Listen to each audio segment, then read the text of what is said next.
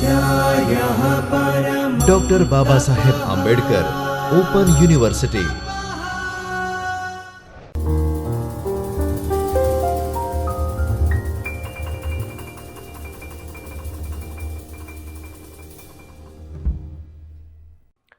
નમસ્તે વિદ્યાર્થી મિત્રો, મારું નામ અંકિત જોશી છે. હું ડૉક્ટર બાબા સાહેબ આંબેડકર ઓપન યુનિવર્સિટીમાં કોમર્સ અને મેનેજમેન્ટ વિભાગમાં આસિસ્ટન્ટ પ્રોફેસર તરીકે હાલમાં કાર્યરત છું. આજે આપણે જે SY બીકોમ છે, જે દ્વિતીય વર્ષ બીકોમ છે, એનો જે આપણો એક સબ્જેક્ટ છે જેનું નામ છે કંપનીના હિસાબો, કંપની એકાઉન્ટ્સ, એનામાં જે આપણો ભાગ 3 છે, ભાગ 3માં એકમ 12 જેનું નામ છે કંપનીઓનું વિલીનીકરણ અને કંપનીના ધંધાની ખરીદી, એના ઉપર આજે આપણે ચર્ચા કરવાના છીએ. આપણે સૌ જાણીએ છીએ કે કંપનીઓનું વિલીનીકરણ અને કંપનીના ધંધાની ખરીદી એટલે શું, એ યુનિટમાં શું શું આપણે ભણશું એની એક રૂપરેખા જોઈ લઈએ આપણે કે આ એકમમાં કઈ કઈ વસ્તુ આપણે ભણવાના છીએ. તો આ એકમમાં જ્યારે આપણે કંપનીના વિલીનીકરણની વાત કરીએ, વિલીનીકરણ એટલે બેમાંથી એક થવું, બે કંપનીમાંથી એક કંપની બનવી, તો આ કયા પ્રકારનું હોઈ શકે છે? તો એક વિલીનીકરણ સંયોજનના રૂપે પણ હોઈ શકે છે, એક સમાવેશના રૂપે પણ હોઈ શકે છે કે જ્યારે કંપનીઓની વાત કરીએ, જ્યારે કંપનીઓના વિલીનીકરણની વાત કરીએ તો વિલીનીકરણ એટલે એ સંયોજનના રૂપે છે, એ સમાવેશના રૂપે છે. તો એનો તફાવત પણ જોઈશું આપણે. પછી આ જે સમાવેશ છે, આ જે સમાવેશનામાં કયા કયા મુદ્દા આવે છે? જ્યારે આપણે વાત કરીએ કે આ ABCD જે કંપની છે એનો સમાવેશના પદ્ધતિથી વિલીનીકરણ થાય છે, તો આના અર્થ શું? આમાં કયા કયા મુદ્દા આવી શકે છે જેનામાં આપણે એકાઉન્ટિંગ કરતી વખતે આપણે ધ્યાન રાખવાનું કે સમાવેશની પદ્ધતિથી જ્યારે આપણે વિલીનીકરણનો સમ કરશું તો કેવી રીતે એને સોલ્વ કરશું એવી રીતે. પછી શેરની બાજાર કિંમત વિશે, શેરની બાજાર કિંમત ક્યાં ક્યાં ઉપયોગી થાય, સમાવેશમાં ઉપયોગી થાય કે સંયોજનમાં ઉપયોગી થાય એ આપણે જોઈશું. પછી શેરની આંતરિક કિંમત ધ્યાનમાં લેવા અંગે, હવે શેરની આંતરિક કિંમત ક્યારે ઉપયોગી થાય, શેરની આંતરિક કિંમત કેવી રીતે કાઢવી એ પણ આપણે જોઈશું. પછી સમાવેશ વખતે આંતર કંપની વ્યવહારની અસર. હવે આપણને ખબર છે જે કંપની વિલીનીકરણમાં જાય છે, જેમ કે A અને B, એ બંને વિલીનીકરણમાં જતી હોય તે વખતે આમાં ઘણા બધા એવા વ્યવહારો પણ હશે જે એકબીજા અરસપરસ સાથે કર્યા હશે. A B સાથે કર્યો હશે, B A સાથે કર્યો હશે. તો એવા વ્યવહારોની જે અરસપરસના વ્યવહાર હોય એવા વ્યવહારની આપણે નોંધ કેવી રીતે આપવી, કેવી રીતે આમનોંધ કરવી અને પાકા સરવા કે જે આપણું જે પણ હિસાબો બનશે આમાં કેવી રીતે એની અસર પડશે એ આપણે જોઈશું. પછી સારાંશ કે આ એકમમાં કઈ કઈ વસ્તુઓ જે ધ્યાનના મુદ્દા હતા જે આપણે ધ્યાનમાં રાખવાના હોય. પછી આપણે એના પ્રશ્નો લઈશું, પ્રેક્ટિકલ પ્રશ્નો, એના હિસાબે આપણે એને સોલ્વ કરશું અને શીખશું. તો આજે હવે આપણે શીખીએ કે સંયોજન અને સમાવેશ વચ્ચે તફાવત. હવે સંયોજનની વાત કરીએ એટલે સંયોજન એટલે શું? સૌથી પહેલો પ્રશ્ન આપણે મગજમાં એ આવે, સંયોજન એટલે શું, સમાવેશ એટલે શું? તો આપણે એક એક્ઝામ્પલના સ્વરૂપે રેડી કરીએ. તો જોઈએ, A કંપની લિમિટેડ અને B કંપની લિમિટેડ, આ બે કંપનીઓ છે, પોતે અલગ અસ્તિત્વ ધરાવતી કંપનીઓ છે. A લિમિટેડ એક જુદી કંપની છે, B લિમિટેડ એક જુદી કંપની છે. હવે સંયોજનનો અર્થ એ થાય છે કે જ્યારે આપણે માર્કેટની પરિસ્થિતિ જોઈએ ને, તો કોઈ પણ ગ્રાહક જ્યારે માર્કેટમાં જાય, એકથી વધારે કંપનીઓ હોય તો કોમ્પિટિશન હોય કે ના હોય? એ કંપની કે મારું વેચાણ વધે, બી કંપની કે મારું વેચાણ વધે. વેચાણ વધારવાના હેતુથી એ શું કરે છે? એની પ્રાઇસમાં ઘટાડો કરે ને? તો એનાથી નુકસાન કોને? ગ્રાહકને ફાયદો. જેટલી કંપની બાજારમાં વધારે એટલો ગ્રાહકને ફાયદો, કેમ કે કોમ્પિટિટિવનેસ આવશે. જેટલી ઓછી કંપની એટલે ગ્રાહકને નુકસાન. તો જેટલી વધારે કંપની એટલે કંપનીઓને નુકસાન. કંપની પોતે વચ્ચે ટકરાવ થશે ને તો નુકસાન કંપનીઓને જાય. તો કંપની બહુ સ્માર્ટ હોય, કંપનીવાળા જે ડાયરેક્ટર્સ હોય એ બધા ઘણા બધા સ્માર્ટ હોય. એ શું કરે કે આપણે કેમ બંને ભેગા ના મળીએ? ભેગા મળીએ એટલે માર્કેટ ઉપર આપણો કંટ્રોલ આવી જશે, બજારમાં આપણી કંટ્રોલ આવી જશે. એટલા માટે એ લોકો ભેગા થાય છે. અને આપણને ખબર છે 1 + 1 11 થાય ને, એટલે એની તાકાત વધે. આપણે પાસે 10,000 એમ્પ્લોય હોય, બી પાસે 5,000 એમ્પ્લોય હોય, એ ને બી બંને થઈને 1 + 1 થઈને 11 બને, એટલે બધીની તાકાત વધે ને. એટલે એ ઘણા બધા એની જરૂરિયાત છે, ઘણા બધા આપણે ઉદ્દેશો છે કે સંયોજન અને સમાવેશમાં શા માટે જાય કંપની. એક તો એની કેપિટલ વધે, એકના પાસે 10,000 હોય, બીજા પાસે 10,000 હોય, તો ટોટલ બંને ભેગા થાય ત્યારે 20,000 થાય ને. એટલે કેપિટલ વધે, મૂડી વધે, પછી એના જે રિસોર્સ છે એ વધે, બાજાર ઉપર કંટ્રોલ આવે, એ ઘણા બધા ઉદ્દેશ્યોથી સંયોજન અને સમાવેશમાં જવાનો વિચારે. હવે સંયોજનની વાત કરતા હતા. સંયોજન એટલે એ જે એક અલગ કંપની છે, અલગ અસ્તિત્વ ધરાવતી કંપની છે, બી આ પણ એક અલગ અસ્તિત્વ ધરાવતી કંપની છે, આ બંને ભેગી મળીને એટલે બંનેનું સંયોજન થશે. કંપની એમાં પણ પોતાની મિલકતો છે, પોતાના દાયિત્વો છે, બીના પણ પોતાની મિલકતો છે, દાયિત્વો છે, બધું જ છે. પોતે અલગ અલગ પોતાના માર્કેટ શેર છે, પોતાના ઉત્પાદન છે, બધું જ છે. બંને સંયોજન થાય છે. સંયોજન થઈને એક નવી કંપની ઉદ્ભવે છે.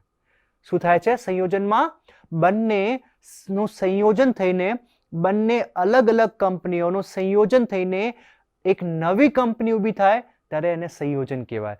A પ્લસ બી મળીને નવી કંપની A પ્લસ બી બનાવે છે, એટલે AB બનાવે છે, એટલે એને સંયોજન કહેશું. હવે સમાવેશની વાત કરીએ. સમાવેશ એટલે શું? તો આ જે બી કંપની છે ને, આ એક અલગ જ છે. બંને કંપની આ બાજારમાં એ કંપની પોતાનો વ્યવસાય ચલાવે, બી કંપની પોતાનો વ્યવસાય ચલાવે, બંનેનું અલગ અલગ અસ્તિત્વ ધરાવે છે.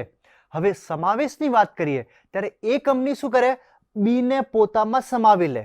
કાંક તો બી કંપની છે ને એ એને પોતામાં સમાવી લે. એટલે કોઈ એક કંપની બીજા કંપનીને પોતામાં સમાવી લે એટલે એને શું કહે? સમાવેશ. એટલે હવે જોઈએ આપણે એક એક્ઝામ્પલમાં કે એ અને બી આ જ કંપની છે અને એ કંપની શું કરે છે? સમાવેશમાં જાય છે. એટલે એ કંપની શું કરે? એ કંપની પોતાનું નામ તો રાખે, બી કંપનીને એના અંદર વસાવી લે છે, બી કંપનીને પોતામાં સમાવી લે છે. બીજું પણ હોઈ શકે, બી કંપની છે એ બહાર રહે અને એને સમાવી લે એના અંદર. તો કોઈ એકબીજાને સમાવી લે એટલે જે કંપની બીજાને સમાવે છે એ અસ્તિત્વમાં રહે છે. કોઈ પણ એક કંપની તો અસ્તિત્વમાં રહેશે જ, બીજાને એનામાં સમાવી લેશે એટલે સમાવેશ. આમાં કોઈ નવી કંપની ઉદ્ભવતી નથી. કોનામાં? સમાવેશમાં. તો હવે આપણે એને બંનેનો તફાવત જોઈએ. આપણને ખબર પડી કે સંયોજનમાં કોઈ પણ નવી કંપની ઊભી થાય છે, સમાવેશમાં નથી થતી. તો હવે સંયોજન રૂપી જોડાણમાં સામેલ થતી બધી જ કંપનીઓનું મરજિયાત વિસર્જન કરવામાં આવે છે. સંયોજનમાં શું કરવામાં આવે છે? મરજિયાત વિસર્જન. મરજિયાત વિસર્જન એટલે તમે બંને ભેગા મળીને એક નવી જ કંપની ઊભી કરો છો. સમાવેશ રૂપી જોડાણમાં સામેલ થતી કંપનીઓમાંની કોઈ એક કંપની યથાવત રહે છે. કોનામાં? સમાવેશમાં. સમાવેશમાં કોઈ પણ એક કંપની રહે છે, કેમ કે બીજાને સમાવી લે ને. મેં બીજો એક્ઝામ્પલ આપ્યો હતો, એ અને બી બે માર્કેટમાં હતી, એક શું કર્યું? બીને પોતામાં સમાવી લીધી એટલે એ તો જિંદી રહી ને, એ તો યથાવત ચાલે જ છે ને. એટલે કોઈ પણ એક કંપની યથાવત રહે છે, બાકીની કંપનીઓનું મરજિયાત વિસર્જન થઈ જાય છે એના અંદર. અહીં સંયોજનની શરત મુજબ બંધ થતી કંપનીઓની મિલકતો અને દેવા ધંધા ખરીદી લેવા માટે નવી કંપની ઊભી કરવામાં આવે છે. આપણને ખબર છે સંયોજનમાં A પ્લસ બી થઈને AB થાય. AB નવી કંપની છે, તો A છે અને B છે, બંનેની મિલકતો ખરીદશે, બંનેના દેવાઓ ખરીદશે. કોણ? નવી કંપની ખરીદશે, AB. સમાવેશમાં શરત મુજબની કોઈ એક કંપની અન્ય કંપનીઓનો ધંધો ખરીદે છે. હવે શરત મુજબ એટલે આપણને ખબર છે A પ્લસ બી હતી, એ શું કર્યો? બીને પોતામાં સમાવી લીધી.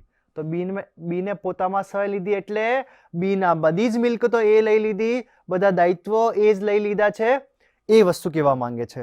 તો અન્ય કંપનીનો ધંધો ખરીદે છે એટલે જે પોતે કંપની છે બીજા કંપનીનો ધંધો ખરીદે એટલે એની મિલકતો ખરીદે છે, એના દેવાઓ લે છે. ત્રીજું, સંયોજન મુજબ નવી કંપનીની સ્થાપના થાય છે. સંયોજનમાં શું થાય છે? નવી કંપની ઉદ્ભવે છે. તેથી ખરીદ કિંમતની ચૂકવણી પેટે આપવાના થતા શેરમાં બાજાર કિંમતનો કોઈ પ્રશ્ન ઉપસ્થિત થતો નથી. કેમ પ્રશ્ન થતો નથી? કેમ કે આપણને ખબર છે સંયોજનમાં નવી કંપની બંને જૂની કંપનીઓને ખરીદે છે, એટલે હવે શેર કોને આપવાના? આ જે નવી કંપની છે આ જૂની કંપનીઓને શેર આપશે. એટલે નવી કંપની તો હમણાં જ ઊભી થઈ છે, તેની બાજાર કિંમત કોન્સ્ટન્ટ થશે, નોર્મલ જ થશે, તો બાજાર કિંમતનો પ્રશ્ન ઉદ્ભવતો જ નથી. અહીં કોનામાં? તો સમાવેશમાં. અહીં જે કંપની ચાલુ હોય તે ધંધો ખરીદે છે, આથી ખરીદ કિંમતની ચૂકવણી પેટે શેર આપવામાં આવે છે, તેથી બાજાર કિંમત ગણાય છે. કોનામાં બાજાર કિંમત ગણાય છે? સમાવેશમાં.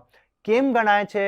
કેમ કે સમાવેશમાં એક કંપની તો ચાલુ જ રહેશે, બીજી કંપની હોય એને પોતામાં સમાવેલી હોય. તો જેને પોતામાં સમાવેલી હોય એને જ્યારે ચૂકવણું કરવું પડશે ત્યારે જે કંપની યથાવત છે, જે કંપની ચાલુ છે, એ કંપનીની તો બાજાર કિંમત વધારે હોય ને.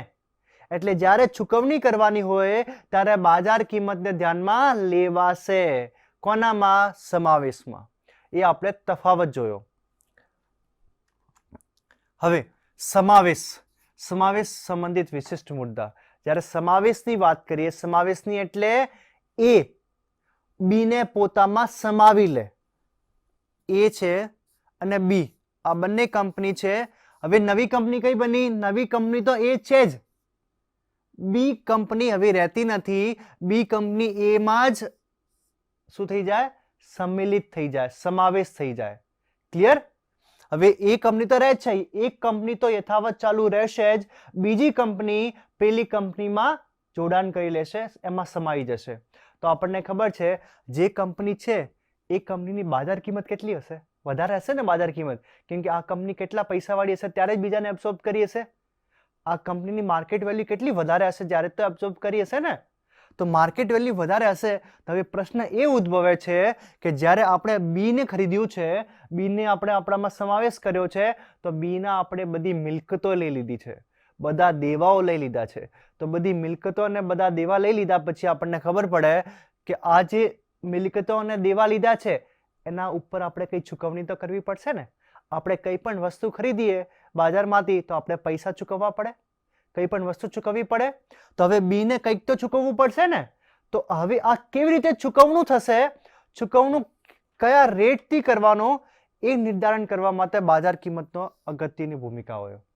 તો શેરની બાજાર કિંમત અંગે સમાવેશમાં જે કંપની ચાલુ રહીને બીજી કંપનીનો ધંધો પોતામાં સમાવી લે છે તે સદ્દર કંપનીને પ્રતિષ્ઠિત કંપની હોય છે. આપણને ખબર છે ખરીદવાની તાકાત કોની હોય? જે પૈસાવાળો હોય.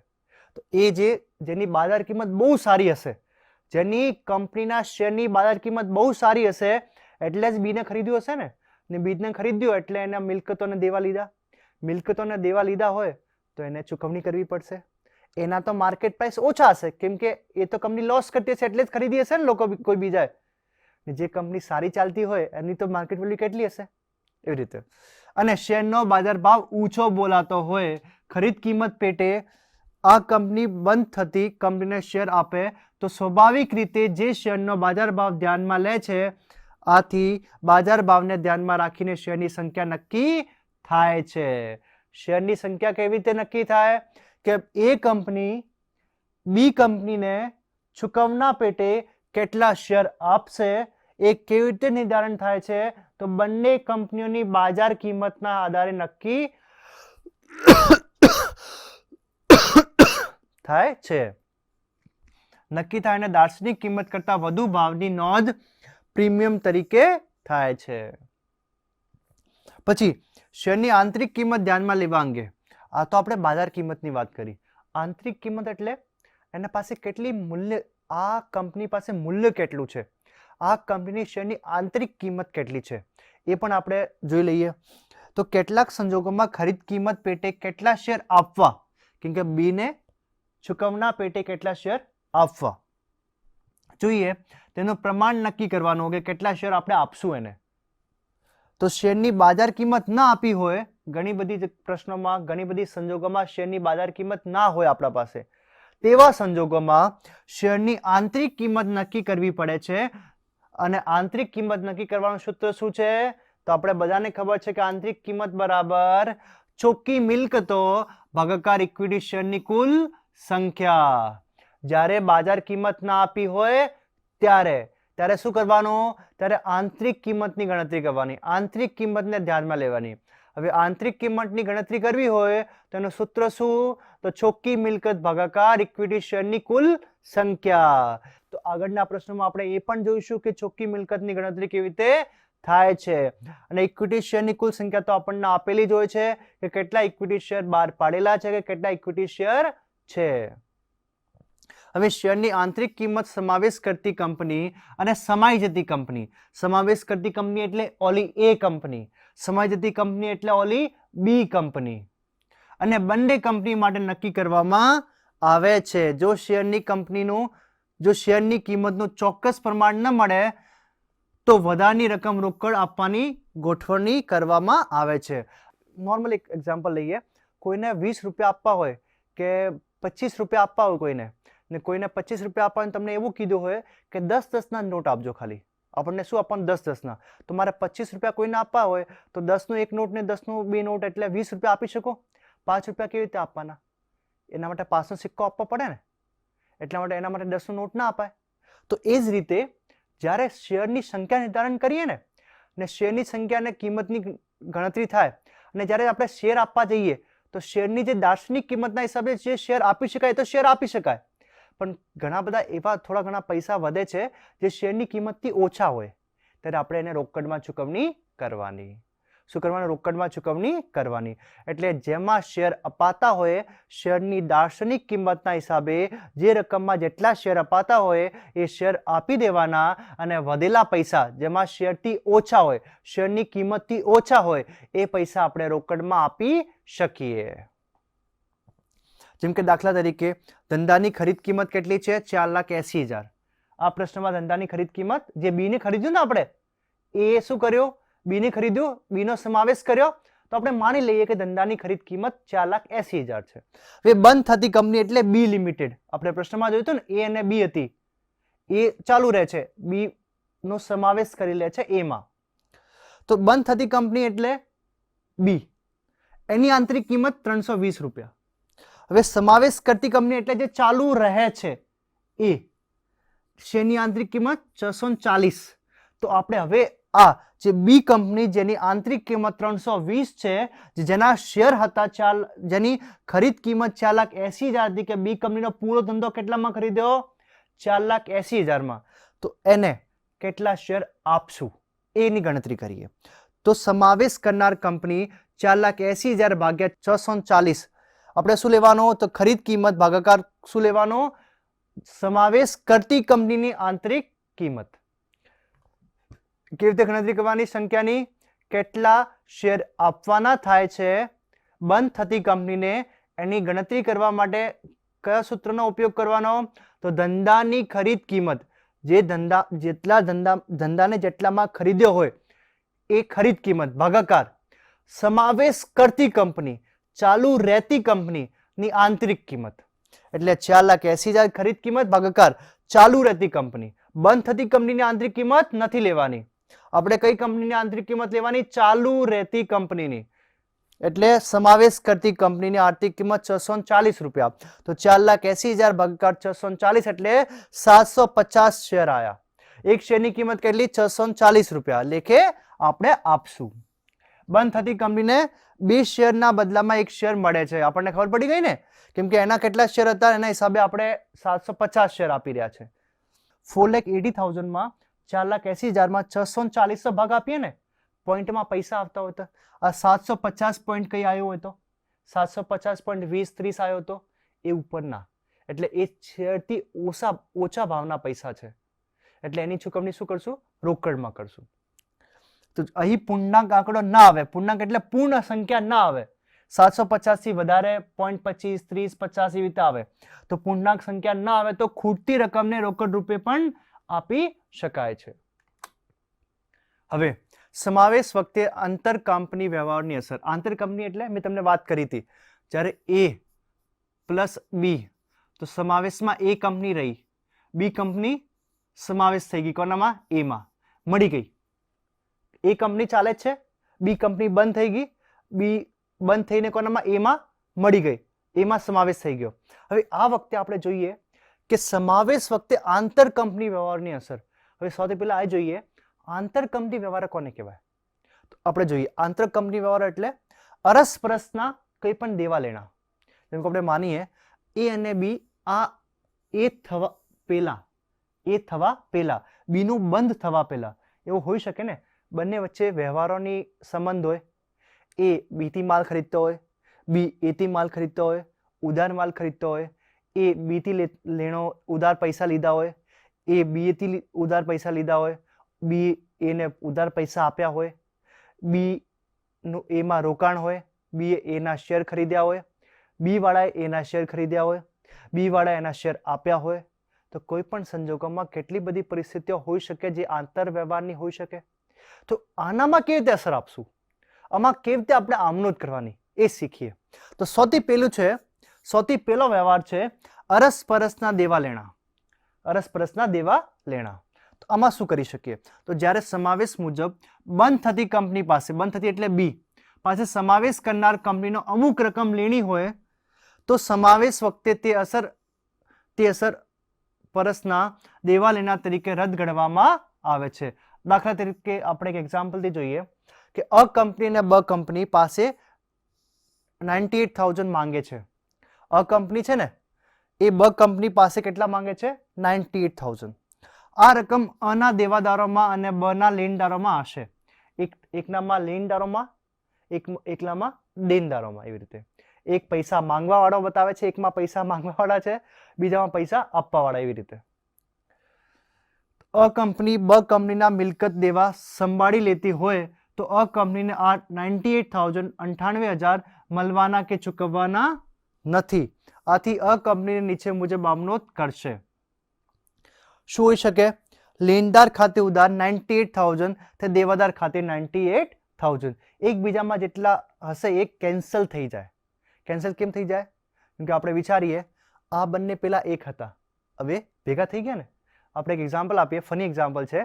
કોઈ પણ બે લોકો મેરેજ કરે તો મેરેજ પહેલા તો પોતાનો ફોન હોય કે પોતાની મિલકતો હોય, પોતાના દેવા હોય, યા કોઈના પૈસા ઉધાર આપે. બે લોકો છે જે મેરેજ કરવાના પહેલાની વાત કરું છું. તો મેરેજ કરવાની પહેલા એ અને બી હોય. એ કોઈએ બી ને 15,000 આપ્યા હોય તો કાં તો બી એને 15,000 આપ્યા હોય. એકને તો લેવાના હોય, એકને આપવાના હોય, એવી રીતે બંનેની કન્ડિશન હોય. હવે આ પહેલાની કન્ડિશન છે એટલે એકબીજાને મેરેજ પહેલા તો માંગી શકે કે આ મારા પૈસા છે, તું મને આપને. એ કે હા તારા પૈસા મને આપવાના છે, એવી રીતે. એકનામાં દેવાદાર ને એકનામાં લેણદાર, એવી રીતે. બંને ભેગા થઈ જાય એના પછી પોતાના તો થઈ ગયા, એ માંગવાના પણ પોતે જ અને લેવાના પણ પોતાથી જ. તો ઓટોમેટિકલી એ વસ્તુ કેન્સલ થઈ જાય. કેમ? કેમ કે પોતે હવે કંપની તો એક જ છે ને, હવે તો બે રહેતા જ નથી. હવે તો એક છે, એ એકલું જ છે. એ કહીએ તો એ અને બી કહીએ તો પણ એ જ, બંને એક જ છે. તો એ પોતાના જ કહેશે તું મને 48,000 આપ કે તું મને 80,000 આપ કે જે કઈ વ્યવહારો હોય. તો એકબીજાના રહેતા જ નથી ને, કેમ કે બંને એક જ થઈ જાય. એટલે પછી કેન્સલેશનની આમનોંધ કરવી પડે. જેનામાં લેણદાર હોય એ એને ઉધારનો જમા કરી દે, કેન્સલ એન્ટ્રી કરી દે, રિવર્સ એન્ટ્રી કરી દે. જેનામાં લેણદાર અસેટ હોય, અસેટની કાપી હોય તો આપણે શું કરવું?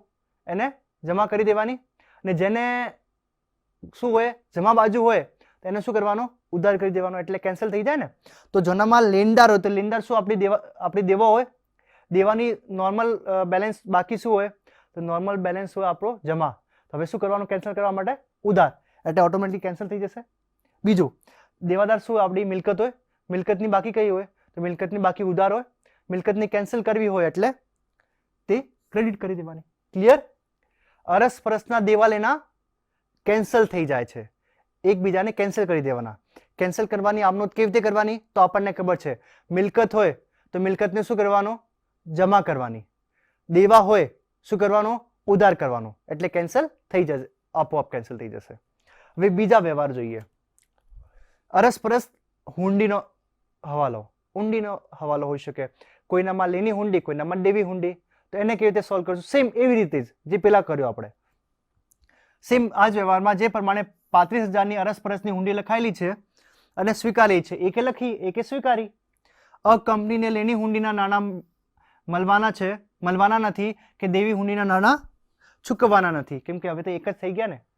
એ પ્લસ બી કહીએ, પેલા અલગ હતા, હવે એ જ થઈ ગયા ને. આનામાં જ આવી ગઈ. તો મારે પોતાનાથી જ પૈસા લેવાના, પોતાને જ પૈસા ચૂકવવાના, એ તો ના થાય ને. તો હવે શું કરવાનું? આપણે બંને ભેગા મળી ગયા એટલે કેન્સલ એન્ટ્રી. ને એકાઉન્ટમાં કેન્સલ એન્ટ્રી કેવી રીતે થાય? કેન્સલ કેવી રીતે કરવાનું? તો કેન્સલ કરવા માટે આપણને ખબર છે, મિલકતનું સામાન્ય બાકી શું હોય? ઉધાર જમા કરી દેવાની. દેવા હોય, દેવાની સામાન્ય બાકી શું હોય? જમા ઉધાર કરી દેવાના. તો દેવી હુંડી ખાતે ઉધાર અને લેની હુંડી ખાતે જમા. લેની હુંડી શું હોય? આપણી મિલકત હોય, મિલકત એટલે જમા કરી દેવાની. અને દાયિત્વ એટલે ઉધાર કરી દેવાનું. ક્લિયર? દેવી હુંડી ખાતે ઉધાર તે લેની હુંડી ખાતે જમા. ક્લિયર? નેક્સ્ટ. હવે આ ત્રીજો વ્યવહાર છે. પેલો શું હતો? દેવાદાર લેણદાર, બીજો લેણી હુંડી દેવી હુંડી, ત્રીજો અરસપરસ ખરીદેલ માલ સ્ટોક અને તેના નફા નુકસાન અંગે. આ થોડું કોમ્પ્લિકેટેડ છે. પેલામાં બેમાં શું હતું, કેન્સલ કરવાનો હતો. મિલકત હોય તો એને ઉધારી લેવાની, જમા કરી લેવાની, દેવા હોય તો એને ઉધારી લેવાના, એ વસ્તુ હતી. બંને એકબીજામાં એવી રીતે કરી લેતા હતા. હવે જેમાં માલનો સ્ટોક હોય, આપણે એને બીને કોઈ માલ આપ્યો હોય કે બી કાંક તો એને માલ આપ્યો હોય ને એ માલ હવે ભેગા થઈ ગયા પછી માલ વેચાયેલો ના હોય. એ માલ શું હોય, વેચાયેલો ના હોય. વેચાયેલો ના હોય એટલે આપણામાં પડ્યો જ હોય. ના વેચાયેલો હોય, પડ્યો હોય તો આપણે શું કરવાનું, આપણે જ્યારે વેચ્યો ત્યારે તો નફામાં વેચ્યો હોય ને, જ્યારે વેચીએ ત્યારે શું વેચાણ કિંમતથી વેચીએ. વેચાણ કિંમતમાં શું શું વસ્તુનો સમાવેશ થાય, શું શું વસ્તુનો સમાવેશ થાય, પડતર કિંમત પ્લસ નફો. હવે એ વેચ્યો ના હોય ને ફરીથી હવે બંને ભેગા થઈ ગયા એટલે આપણા પાસે જ ફરીથી માલ આવી ગયો. આપણા પાસે જ ફરીથી માલ આવી ગયો તો હવે કેવી રીતે એને વેચાણ કિંમત પર બતાવી શકીએ, આપણને નફો થયો જ નહીં ને. પાછો જ આપણા પાસે માલ આવ્યો તો એ તો આપણી પડતર કિંમતે લખવો પડે. ત્યારે કેવી રીતે આમનોંધ કરશું એ જોઈએ આપણે. અ કંપનીએ બ કંપનીને 80,000નો માલ 25% નફાથી વેચેલ છે. 25% નફા એટલે 80,000 છે ને એની વેચાણ કિંમત છે. 80,000ના 25% એટલે 20,000. 20,000 એમાં નફો છે એટલે 60,000 પડતર છે. આ માલમાં 60,000ની પડતર છે અને 20,000નો નફો છે એટલે 80,000ની વેચાણ કિંમત છે. ધારી લો કે બ કંપનીના સ્ટોકમાં આ માલ વેચાયા વગરનો પડેલો છે. વેચી ગયો હોત તો કોઈ વસ્તુ પ્રોબ્લેમ જ નથી. આ નહીં વેચાયેલો અને માલ સ્ટોકમાં પડ્યો છે એટલે આ વ્યવહારોમાં તકલીફ કરશે. અ કંપની બ કંપનીની મિલકતો અને દેવા ખરીદી લે છે. અ કંપની છે એના મિલકત અને દેવા ખરીદી લે છે. સ્ટોક જે બ ની મિલકતોમાં છે, બની મિલકતોમાં છે તેની કિંમત 80,000 ગણે છે તો 20,000નું નુકસાન ક્યાં ખાતે ઉધારવું, એ પ્રશ્ન થાય ને, એ પ્રશ્ન ઊભો થાય. તેથી વેચનાર કંપનીએ નુકસાન ભોગવવું હોય તો અ કંપનીને નીચે મુજબ આમનોંધ કરવી હોય. વેચનાર કંપનીએ નુકસાન ભોગવવું હોય તો શું કરવાનું, વેચનાર કંપની ખાતે ઉધાર 20,000, તે માલ સ્ટોક ખાતે 20,000, કેમ કે આ નફાનો ભાગ છે. નફાનો ભાગ આપણને નફો થયો નથી તો આપણે નફો કેવી રીતે બતાવી શકીએ, એટલે એની ખોટની એન્ટ્રી થઈ જશે. વેચનાર કંપની ખાતે ઉધાર, તે માલ સ્ટોક ખાતે જમા 20,000. હવે જો નુકસાન ધંધો ખરીદનાર કંપનીએ ભોગવવો હોય તો પેલા સંજોગમાં શું હતો, આ બંને જ્યારે ભેગી થાય ને તો ભેગી થયા પછી હવે આ જોવાનો કે વેચનાર કંપની કઈ છે અને ખરીદનાર કંપની કઈ છે. વેચનાર કંપની ભોગવવી હોય તો આપણે ઉપરવાળી આમનોંધ કરવાની, ખરીદનાર કંપની ભોગવતી હોય નુકસાન તો આપણે નીચેવાળી એન્ટ્રી કરવાની. તો જો નુકસાન ધંધો ખરીદનાર કંપની એ ભોગવવાનું હોય તો નીચે પ્રમાણે આમનોંધ થાય છે. આપણે જોઈએ a + b = a થતી હતી, બી કેન્સલ થઈ ગઈ. વેચનાર કંપની એટલે જેને વેચ્યો હોય, ખરીદનાર કંપની એટલે જેને ખરીદ્યો હોય એને. તો શું આમનોંધ કરવાની, પાઘડી ખાતે ઉધાર. પાઘડી ખાતે ઉધાર ના કરીએ તો મૂડી ઇનામત ખાતે ઉધાર 20,000 રૂપિયા અને તે માલ સ્ટોક ખાતે 20,000 રૂપિયા.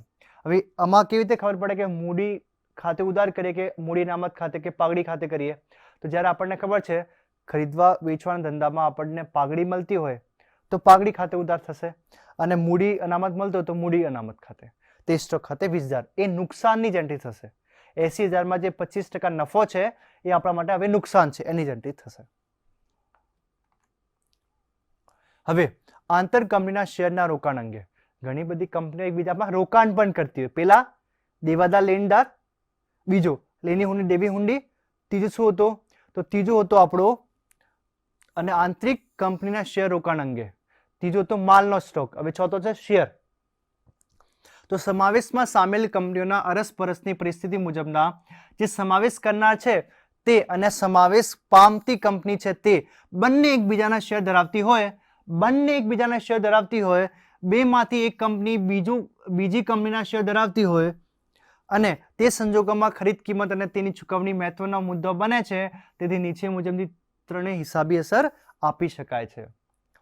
જ્યારે એ કંપની અને બી કંપની છે, જે એ કંપની બની, બી બંધ થઈ ગઈ તો પણ એ કંપનીએ તો બીમાં રોકાણ કર્યું હતું, બી કંપનીએ એમાં રોકાણ કર્યું હતું. એકબીજાના શેર ખરીદી લીધા હતા. એ બીના શેર ખરીદી લીધા, બીએ એના શેર ખરીદી લીધા. એ ખરીદ્યા પછી હવે એની અસર કેવી રીતે આપવાની, જ્યારે એ ને બી બંને ભેગા થઈને એક બને છે, એ બીને ફરીથી ખરીદી લે છે, ત્યાર પછી તો આંતર કંપનીના રોકાણના હિસાબોમાં કેવી રીતે આપણે આમનોંધ કરવાની. તો આમાં પણ ત્રણ સંજોગો ઊભા થાય. સૌથી પહેલા સમાવેશ કરનાર ખરીદ કરનાર કંપની પાસે બંધ થતી વેચનાર કંપનીના શેર હોય ત્યારે. કોના શેર કોના પાસે હોય ત્યારે? ખરીદનાર કંપની પાસે બંધ થતી વેચનાર કંપનીના. બી કંપની છે ને એના શેર કોના પાસે? એ પાસે હોય ત્યારે. તો જેમ કે એ કંપનીમાં બ કંપનીનો સમાવેશ થાય છે. બ કંપનીના કુલ 2000 શેરમાંથી 200 શેર કંપની ધરાવતી હોય. કંપની 1.10 ભાગના શેર ધરાવે છે. 1.10 ભાગના શેર એટલે 1/10. તો ખરીદ કિંમત 2 લાખ નક્કી થઈ હોય તો તેનો 1/10 ભાગ તો કંપનીનો જ મળે છે, કેમ કે એનો માલિકી હક કોનો? કંપનીનો છે. આપણે એક્ઝામ્પલમાં જોઈએ, A+B છે, આ એ કંપની છે, એના શેર ખરીદ્યા હોય. કોને? એ ભાઈએ ખરીદ્યા હોય. કેટલા ખરીદ્યા? 1.10 ભાગ, 10મો ભાગ એના પાસે છે. તો 10મો ભાગ એના પાસે છે તો હવે જ્યારે એના પૈસા ચૂકવવા હોય તો આપણે ઓછા ચૂકવી શકીએ ને, કેમ કે 10% તો મારા જ છે આમાં. તો 10% જેટલા ઓછા ચૂકવી શકાય. એક તો આ સોલ્યુશન છે. ખરીદ કિંમત શેરમાં ચૂકવાય તો કંપનીના પ્રથમ શેર આપે છે અને વળી પોતે જ પોતાના શેર મેળવે તેની સ્થિતિ ઊભી થાય તો કંપની ધારાની જોગવાઈ મુજબ કંપની પોતે જ પોતાના શેર ખરીદી શકે નહીં. આથી સમાવેશ કરનાર કંપની નીચેના 2 વૈકલ્પિક માર્ગો ગોઠવી શકે છે. તો પેલું, શેર હોલ્ડર તરીકે મેળવવાનો ભાગ ખરીદ કિંમતમાંથી બાદ કરી, એટલે આપણે જેટલી ખરીદ કિંમત આપવાની હોય એનામાં આપણા શેરમાં જેટલા પૈસા હોય એ બાદ કરીને આપી દેવાના. રકમની ચૂકવણી કરવામાં આવે તો ઉપરના ઉદાહરણમાં 2 લાખના બદલા 1,80,000 જ ચૂકવશે ને, કેમ કે 1.10 એટલે 200 શેર છે. 200 શેરના ભાગે એટલે 1/10 માં ભાગે કેટલો? 20,000 તો આવે ને 2 લાખના. તો 20,000 ઓછા ચૂકવવાના, 1,80,000 ચૂકવી દો. બીજું, ખરીદ કિંમત પૂરી ગણાય પરંતુ ચૂકવણી વખતે વિરોધી અસર આપી તેટલી ઓછી રકમ ચૂકવાય છે. આપણે એને રિવર્સ એન્ટ્રી કરી શકીએ. પેલું શું કરી શકાય? ઓછા પૈસા જ આપી દો એટલે વાત પૂરી થઈ જાય. બીજું, એની પૈસા તો આપી દેવાના, તમારે ચૂકવવાના પૈસા તો આપી દેવાના, પછી એની વિરોધી અસર કરી દેવાની, રિવર્સ એન્ટ્રી કરી દેવાની. તો આ બંને સંજોગોમાં આપણે આમનોંધની અસર આપી શકીએ. બીજું, સમાવેશ કરનાર ખરીદનાર કંપનીના શેર બંધ થતી વેચનાર કંપની પાસે હોય. હમણાં પેલામાં શું હતું? અલગ હતું ને હવે બીજામાં શું છે? હમણાં સમાવેશ કરનાર ખરીદનાર એટલે જે ખરીદનાર કંપનીના શેર એના શેર બી પાસે છે. સાંભળો, એ જે બી ને ખરીદ્યું છે તો પણ બી પાસે પણ પેલા એના શેર હતા. એટલે તેવા સંજોગોમાં આપણે કેવી રીતે આમનોંધ કરીશું એ જોઈએ. તો અહીં પણ કંપનીએ પોતાના શેર ખરીદવાની સ્થિતિ ઊભી થાય. આ સ્થિતિમાં નિવારણ સમાવેશ કરનાર કંપની બંધ થતી કંપનીના શેર રોકાણ સિવાયની મિલકતો લે છે. બંધ થતી કંપની રોકાણ બજારમાં વેચી શકે અથવા શેર હોલ્ડરને પ્રમાણસર આપી શકે છે. શું કરી શકાય? આપણે કાંક તો આપણે એ બજારમાં વેચી દેવાના, રોકડ ઉપજી લેવાના, કાંક તો આપણા શેર હોલ્ડરને પ્રમાણસર વેચી દેવાના. આમ જાતે શેરની ખરીદી ન થાય તે નિયમનું પાલન થાય છે. આપણે પોતે પોતાના શેર ના ખરીદાય એ આપણો કંપની ધારા મુજબ આપણને નિયમ છે. એવી રીતે. હવે ત્રીજું, બંને કંપની અરસપરસ શેર ખરીદી કરે અને શેર ધારણ કરતા હોય તેવા સંજોગોમાં. પેલામાં શું હતું? એક કંપની બીજાના શેર ખરીદતી હતી. ખરીદનાર કંપની વેચનારના, વેચનાર કંપની ખરીદનારના. હવે એવા સંજોગોમાં બંને એકબીજાના ખરીદેલા છે. એકબીજાના ખરીદેલા છે. એ બી ના ખરીદ્યા છે, બી એ ના ખરીદ્યા છે. એવા સંજોગોમાં આપણે શું કરવાનું? તો જ્યારે સમાવેશ કરનાર ખરીદનાર અને સમાવેશ થનાર વેચનાર બંને કંપનીઓ એકબીજાની કંપનીમાં અરસપરસ શેર રોકાણ વ્યવસ્થા મુજબ શેર ખરીદ્યા છે ત્યારે બંને કંપનીના શેરની કિંમતની ગણતરી વખતે એક કંપનીના શેરની કિંમતની બીજી કંપનીના શેરની કિંમત ઉપર અસર કરનાર રોકાણ તત્વ હોય તેને ધ્યાનમાં રાખીને ખરીદ કિંમત નક્કી કરવામાં આવે છે. બંને શેરની બાજાર કિંમત કેટલી છે, આંતરિક કિંમત કેટલી છે શેરની, એના હિસાબે એનું રોકાણનું તત્વ નિર્ધારણ થાય છે. એના હિસાબે ખરીદ કિંમતનું નિર્ધારણ થાય છે. તો ધન્યવાદ વિદ્યાર્થી મિત્રો, આજે તમે મારા સાથે આ વ્યાખ્યાનમાં, અને મને ખાતરી છે કે તમે એને સારી રીતે તમારા પ્રોબ્લેમ સોલ્વિંગમાં પણ ઉપયોગમાં લેશો. ધન્યવાદ વિદ્યાર્થી મિત્રો. આગળ આપણે જ્યાં બીજા લેક્ચરમાં આપણે એને પ્રેક્ટિકલ દાખલા સાથે એક પ્રેક્ટિકલ દાખલો લઈને એને સમજીશું. ધન્યવાદ વિદ્યાર્થી મિત્રો. स्वाध्यायः परमं तपः